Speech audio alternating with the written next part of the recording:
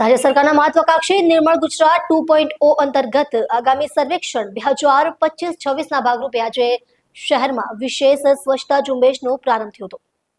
Municipal કમિશનરના માર્ગદર્શન હેઠળ સ્વચ્છતા કી નઈ પહેલ બઢાએ હાથ કરે સફાઈ સાથ ની થીમ આધારિત આ ઝુંબેશ અંતર્ગત દિલ્હી ગેટથી દારૂખાના રોડ સુધીના વિસ્તારમાં વ્યાપક સ્વચ્છતા અને જાળવણી કામગીરી હાથ ધરવામાં આવી હતી।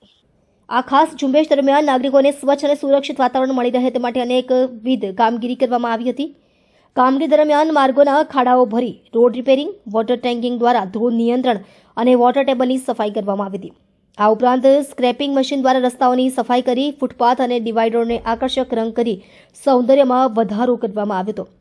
વરસાદી પાણીના નિકાલ માટે વરસાદી જાળિયાની સફાઈ અને માર્કિંગ કરવામાં આવ્યું હતું, જેથી ચોમાસા પૂર્વે ડ્રેનેજ સિસ્ટમ સુચારુ રૂપે કાર્યરત થઈ શકે। પાણી ખાતાના મશીન દ્વારા મશીન હોલ ખાતે રોડ લેવલિંગની કામગીરી પણ હાથ ધરવામાં આવી હતી, જેથી વાહન ચાલકોને અવરજવરમાં સરળતા રહે।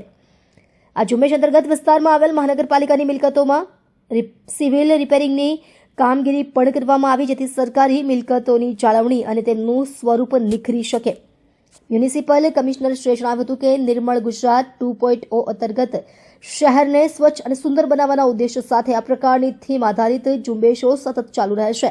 નાગરિકોએ પણ બઢાએ હાથ કરે સફાઈ સાથની ભાવના સાથે સ્વચ્છતા અભિયાનમાં સહભાગી થવા અપીલ કરવામાં આવી છે।